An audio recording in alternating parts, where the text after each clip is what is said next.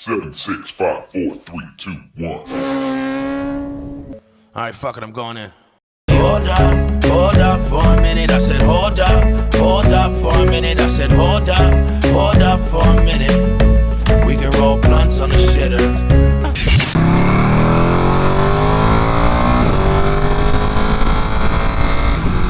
What's up, everybody? I'm Motorbike Mike, and I've teamed up with Paramoto to do a little comparison video. Paramoto back at you. So considering that marijuana is legal in Canada, and he's a real live Canadian, so I reached out to him to see if he wanted to do a collab video about U.S. versus Canadian drug laws.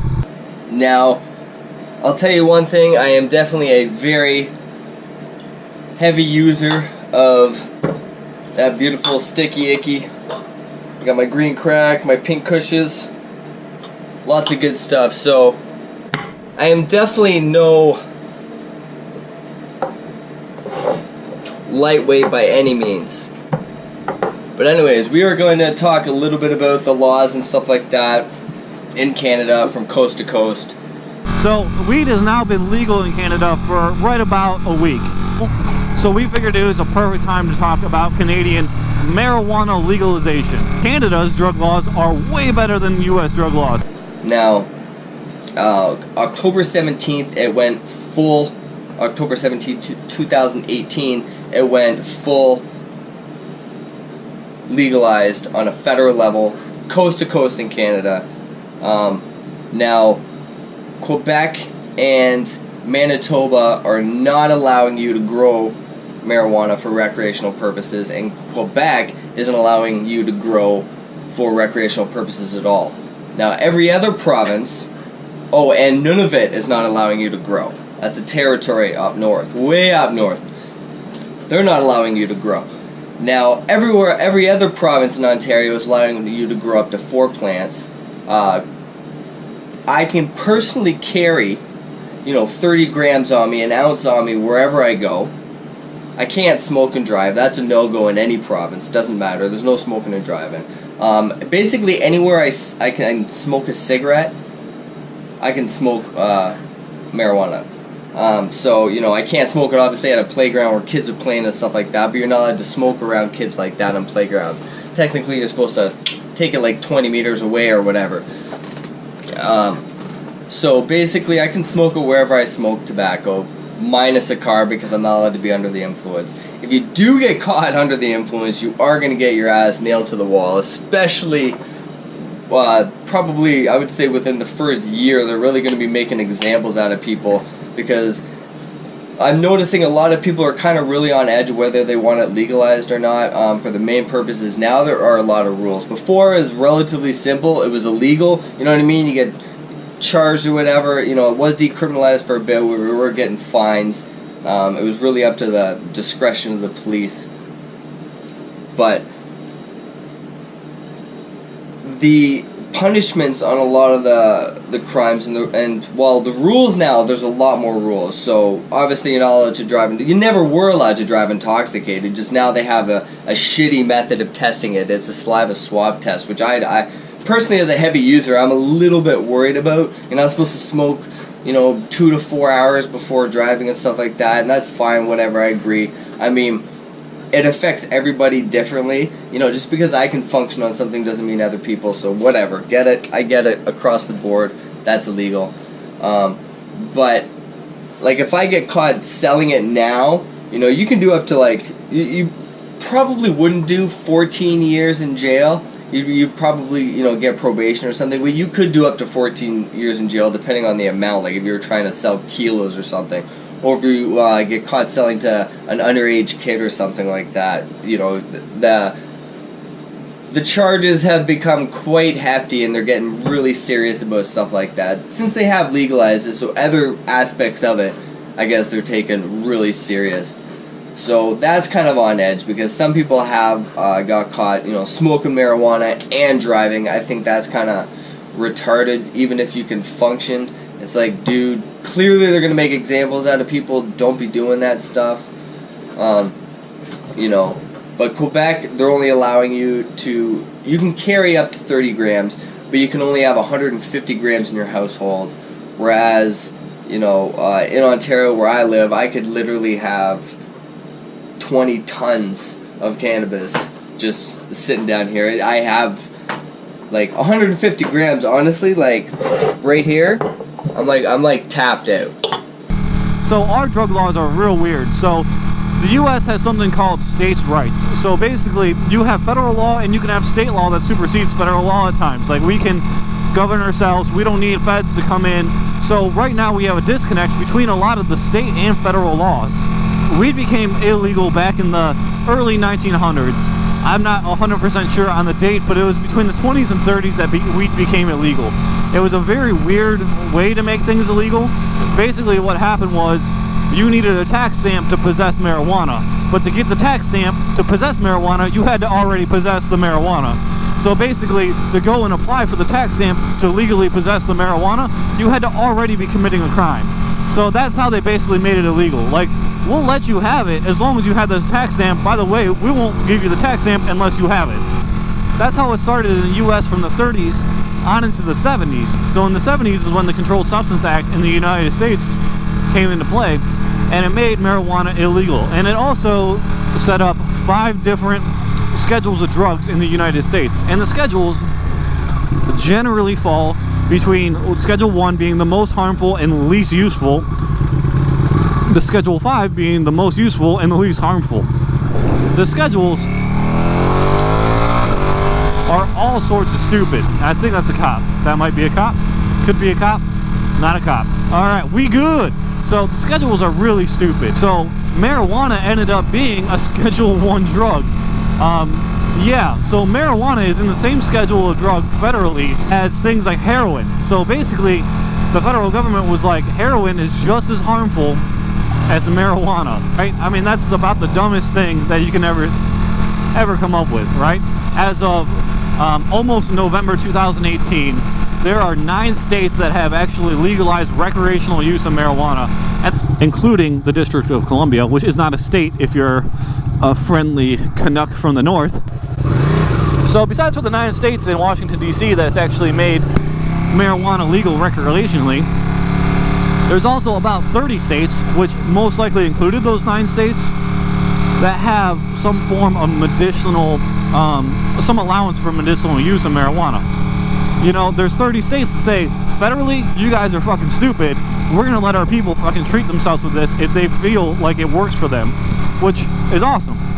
I don't foresee, if marijuana became legal in North Carolina or federally, I don't see my job allowing anybody that works here to use it. I just don't see it happening. So really, I have no ponies in this race at all.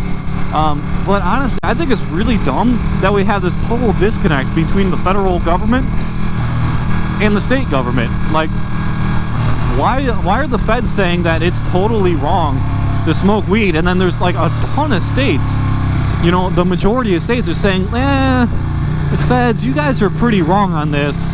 We're gonna take the reins over from you because you guys are fucked. Just think, if it's gonna be totally illegal, it should be totally illegal. And if it's gonna be illegal anywhere, I think that's really people saying like, hey, you know, our people really want this. It makes 0 sense that there's any difference in status in this country, right? So why in the nation's capital, where all the policymakers and stuff meet to make policy for the entire country, why in the world is it legal there, right? But it's not legal everywhere else in the country? Like, that doesn't make any sense to me whatsoever. Does that make sense to any of you guys? There is one thing that people don't generally take into account when they're talking about marijuana being illegal and you continuing to buy it, is that most of the marijuana in this country actually comes from Mexico and actually comes from cartels. You know, it might not be a cartel farm, but the cartels are the ones that fucking import it into the country. The cartels are the ones profiting off the importation of marijuana. So when you buy marijuana in this country, in the US, you're most likely supporting cartels. If you legalize marijuana federally and you allowed it to be regulated and taxed, you would take a lot of money out of cartels' pockets, and you would take a lot of money out of terrorist organizations' pockets that don't deserve a single cent. You know, if we just said, screw you cartels, You know, we're taking the money now, and that money went to something good. Like, I mean, paving the streets, education, supporting people that actually deserve to be supported, like, you know, legitimately disabled people and whatnot. The black market is still extremely strong, and I think it's going to be like that probably for another year while, you know, the industry kind of builds up and gets bigger. Our companies are huge, and that's where you guys are missing out in the US is our companies are getting massive in Canada. Like, we have multi-billion, like $15-20 billion companies that literally the largest cannabis companies in the world are all Canadian. All the top companies, they're all Canadian. And, you know, you guys are really losing out because as our companies get bigger and our economy gets stronger in that industry, we're going to dominate that industry by the time your federal government makes it legal. And we're going to be buying up, getting a nice strong foothold, and really the longer your federal government takes to legalize marijuana, it actually benefits us because we're going to be able to, and I mean, it's good for us and bad for you guys. We're going to be able to, you know, hopefully dominate like you guys do in the automotive market, dominate an industry. Us little Canada, a bunch of fucking pot smokers. So Weed has been generally like becoming accepted in our society now. Like, I don't know anybody that hasn't smoked weed. You know, there's places in Canada like British Columbia, and my boy Motorbike Mike will be able to elaborate on this a little bit, but there's places in Canada that's been friendly to weed for a long time. You know, been very friendly to weed for a long time, like British Columbia, and their policy of acceptance is making them money, right? It's supporting their economy. It's doing good things for them. That's basically what the U.S. is. It's like the fucking soup guy from Seinfeld going, "No weed for you." Why? No weed for you. But that doesn't make any sense. No weed for you. So that's my little rundown. That's, you know, the basic laws in Canada and stuff like that. They're really taking the laws serious, though. You definitely don't want to be doing something you're not supposed to. Like, you know, if you get caught carrying an ounce and a half or something like that, you're gonna get, you know, you'll get a couple $100 fine. If you get caught carrying 6 tons of marijuana, you might get probation or something like that, or a hefty fine for sure. Hefty fine. But that's pretty good. I'm excited. Definitely next year, I'll be doing a lot of growing. Not saying I have not done growing either way, but that's all I gotta say about that. That's just kind of like a breakdown of what's going down in Canada on the cannabis. It is a pain in the ass to buy legally at the moment with everything. There's a lot of pot smokers and there's just not enough legal weed to go around, so the black market is still bumping. And that's something else that's a problem is, like you said, Paramoto, it doesn't, people don't really think about, you know, the higher end criminals that are getting the paydays and stuff like that. Because, yeah, you know what, there are people out there, you know, like myself or whatever, they'll grow, you know, 20 plants or something, you know, you go, you chop it, sell off a bit or something, and then, you know, make a little bit of money. But, you know, in the higher scheme of things, there's, you know, cartels and major gangs and stuff like that, you know, that are doing stuff on a much larger scale, selling it down. And it's not just your, you know, your buddy who's, you know, nickel and diamond some fucking pot, you know, he got it from somewhere and so on and so forth, you know. So at the same time, there is a lot of horrible shit that goes on behind the scenes. Not necessarily on the lower street level. A lot of people just don't see stuff, you know. But I'm pretty happy with it. I'm just happy that there is a brand new industry, you know. Not necessarily a new industry was created, but a legal industry. You know what I mean? An industry was made legal and it's created jobs. You know what I mean? And not just those jobs, but, you know, the food market will go up. I know that's, you know, cliche to say. Food, bongs, papers, clothing, there's all these things. The reason I say clothing is just more hemp, more growing, just more of this shit going around. There's going to be a lot. There's going to be a lot of good stuff. A lot of good stuff out of it. So, I'm excited for it. Hopefully you guys are excited too, and I wish you guys the best, because it is absolutely ridiculous that you guys are not legal on a federal state. I did hear a couple states becoming legal for medicinal lately and recreational. I forget what states they were over the last few days, so thumbs up, guys. Take care of Paramoto, and check out our videos. If you haven't subscribed to Paramoto, subscribe to him. If you haven't subscribed to me, check my channel out. I cannot wait to go riding. Hopefully I can squeeze out here and there, but we'll see how it goes. Peace, guys.